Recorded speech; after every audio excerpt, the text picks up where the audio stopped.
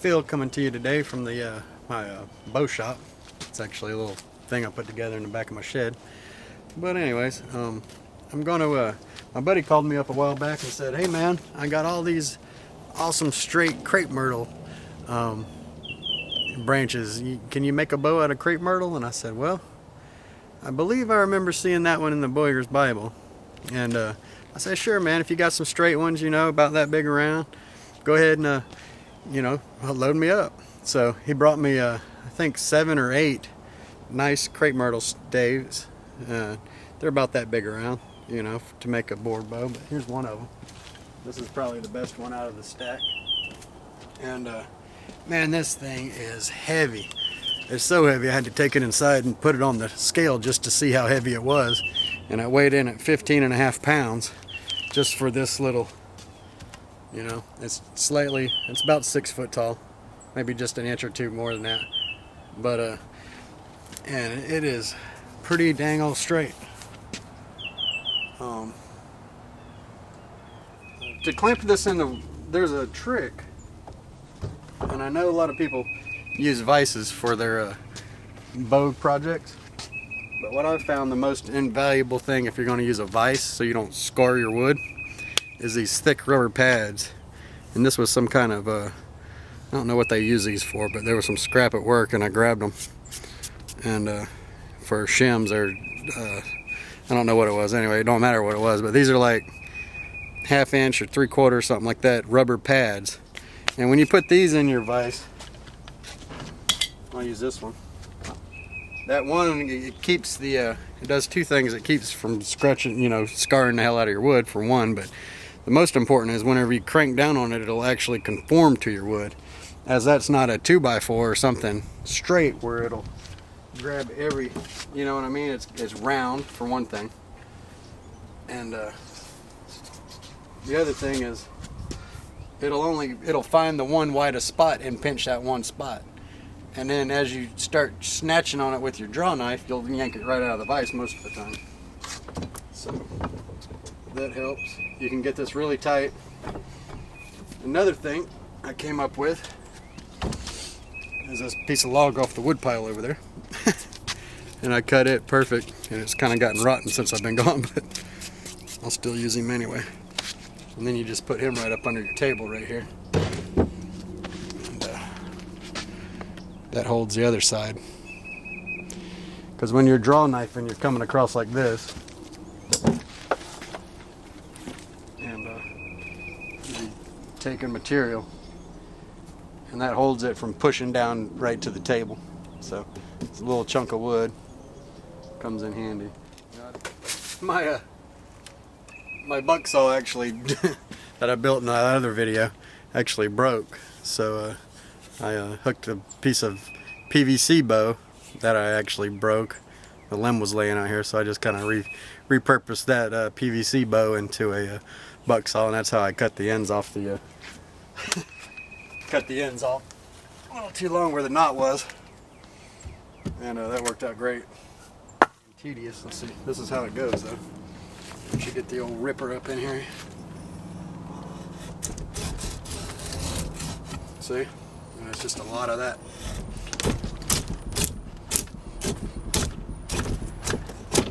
So, as you can see, I got my work cut out for me. And I'll be right back. Once you get a flat surface, now you're going, okay, crap. Now your knife's pulling across this much. Take your knife and turn it like this.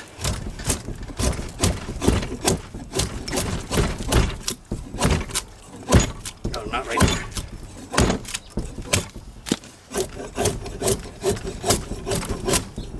Cut that corner off. Cut this corner off.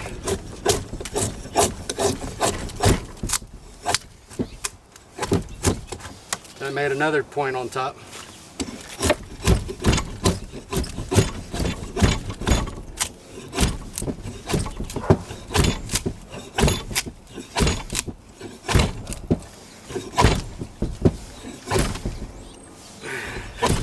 There's a big knot right here.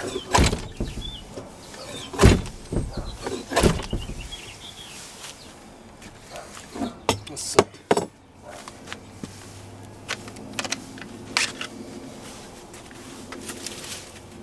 SE6.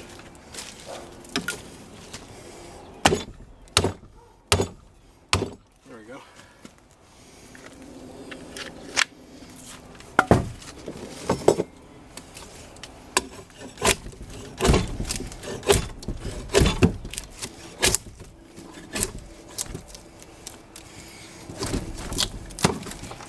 Obviously, be careful when you get to this point. Don't just cut yourself right in half. That'd be bad. All right. Now this is something you're going to be aiming for. Now see, remember how straight this was before?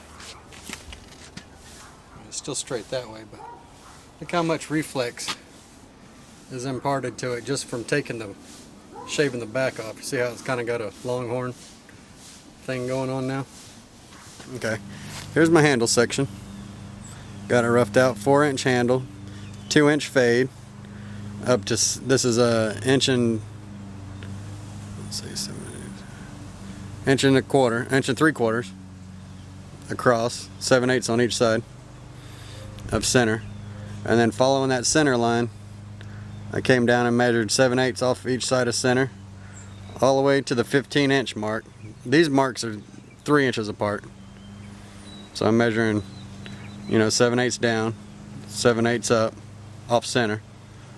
And then here, after this is the 15-inch mark.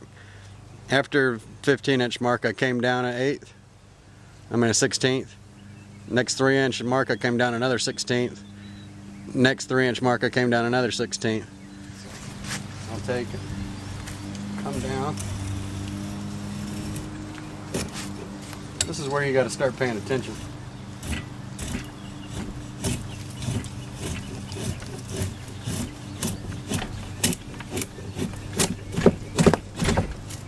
What you're doing.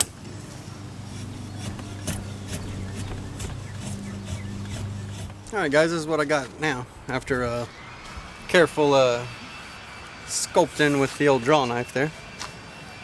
As you can see, it's a little crooked. You might say, well, why don't you just pop a line on it and just run, you'd already have a straight line and just cut it out to that. Well, you may be able to do that and get away with it. But the reasoning is, the reason you follow that middle grain line and measure off it on each side is so you can follow the twists and the natural crooks. That way all your fibers are running in the same direction.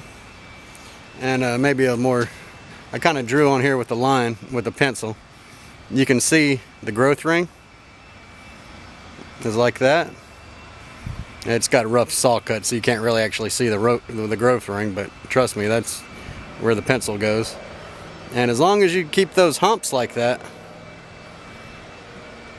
you're centered. If I would have popped a line, maybe my center line would have been over here, and the growth ring's over there. You know what I mean? So then when you pull the bow back, this part might want to pull out because it's only supported by not as much mass per ring as over here. So to keep it right in the middle of those growth rings is the main reason. So whenever you pull it back, your center line's arched like that, or like that, instead of off to the side of it. Then you might come down here, and it's split off the side because your center of your actual tree is over here. So it's just better to follow the center grain. And if I have to, it's a little twisted. It's got a little tiny twist. I can steam this up, heat it, and then bend it back over with a clamp into the right. But actually, even with that little crook, I probably won't have to do anything. Maybe just a little bit. But it's starting to look like a bow. It's got this awesome natural reflex in it already. So I am getting more and more excited about this project as it goes along. Now the tedious part,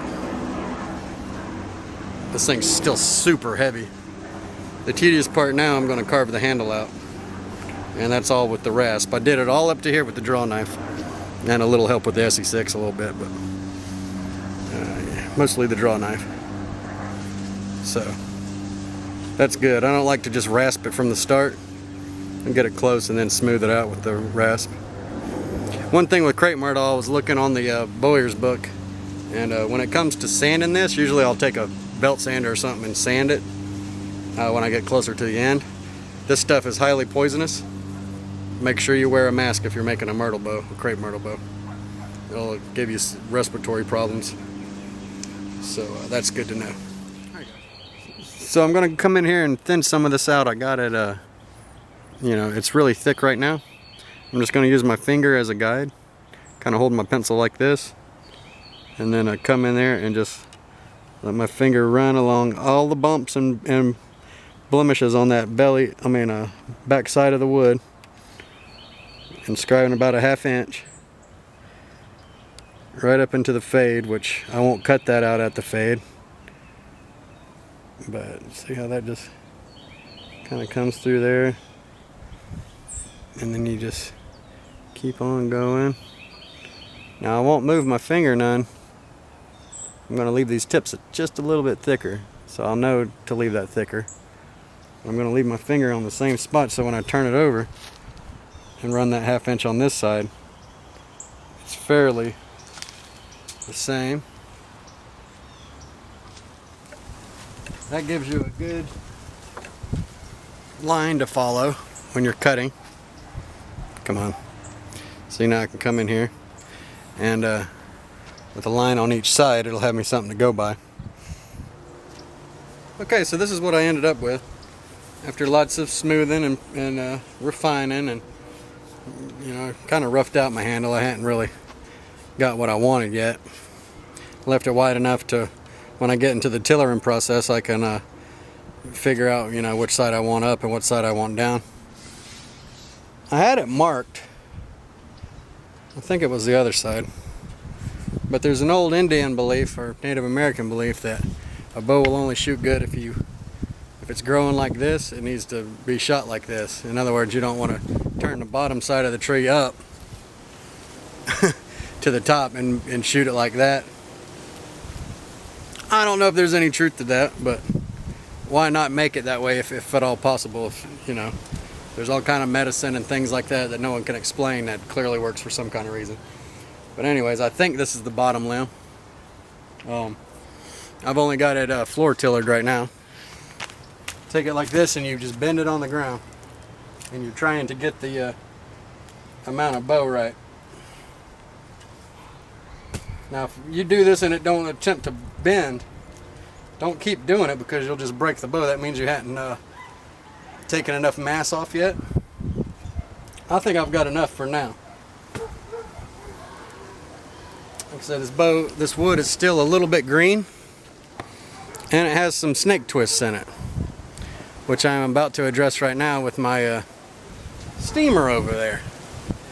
Before I do that, I'm going to rub some of this bear grease. Some of this bear grease. This is clearly mullet grease. Anyways, I'm going to rub this whole bow down with this mullet fry grease and get it nice and saturated in there. Then put the bow in the steamer, as to not split and crack the wood from it drying out too fast, since it is still a little damp. This wood actually will shrink. I know it's green. As you steam it, it will also force the moisture of the wood out of the wood, and the bow will shrink in width and length. So hopefully that'll dry it out enough, and it will be wet enough when I pull it out that I could just put it on my straightening board and clamp these twists and crooks out of it. So hopefully this will straighten up pretty good. I don't know anything about Crepe Myrtle. This is you know, all learning experience, so I think it'll work fine though. Alright. It's actually been about 10 to 15 minutes doing it, just rubbing the hell out of it, you know, pushing that grease into them fibers. And so now all you got to do is take it nice and greased and stick her in the pipe.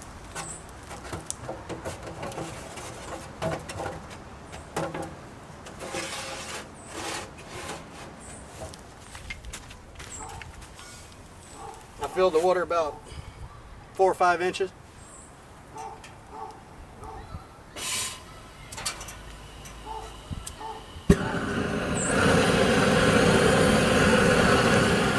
take my aluminum foil. Okay, now you can see there's a little bit of steam coming out of each side. That's what you want. And we'll let her do that for about 30 minutes. And then I'll take her inside because we're running out of daylight out here. So we'll do the rest from inside the shed. Okay, now while this thing's hot, gotta hurry up and decide which way I want to put it on there. Okay, that's the best way. I'll line my center line up with my center of the handle. Clamp real quick. Clamp the center down. Get my fades right there touching. You kind of got to work fast with this. Now, immediately you can see that this needs to go in. I will put a shim here. Just a tiny shim. Now if something happens whenever you are doing this, like I only have 12 clamps. I went down to Harbor Freight and got the cheapest clamps I could find. 5-inch clamps, and they seem to work good. I only got 12 of them. That's usually all you need, at least what I need. If you need more, you just do it twice. So to prevent steaming it all the time again, if you steam it, you'll lose everything. The whole thing will get hot and go back to where it was.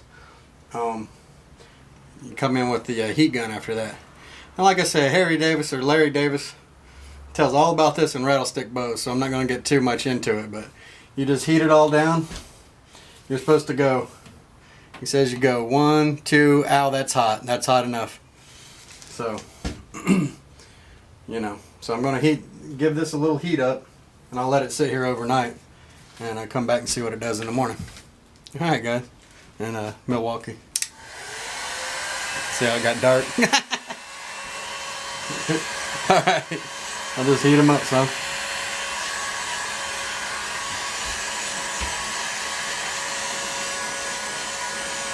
Do not scorch your wood. It took me quite a bit of clamping on this side. That side was the one with the, so I got 5 clamps crammed in there in that one spot, but that will allow, see this shim allows me to put that in there and bend backwards against it. Put that there, then you're able to pull it over. I pushed it down against the jig with this, pulled it over with this one. And look, just from heating it up, look, that's not under any tension anymore now. And plus I got this one on there to help push it over some more. And then I got that one on there to push it down. This end came up, so I just put an extra clamp right there. Now underneath, you can see how it's sitting nice on the jig. All the way across. And sitting on center. So now when this dries, or not dries, but cools off, it should have a nice even reflex. So this is going to be absolutely awesome by the time I get all this junk, you know, sand it, finish it, sand it down to, I don't know, 2000 grit, and then burnish it with some steel wool and put me a nice finish on it, probably tung oil or something. This is going to be a badass looking bow. And I appreciate it again, Jimmy. So, later guys.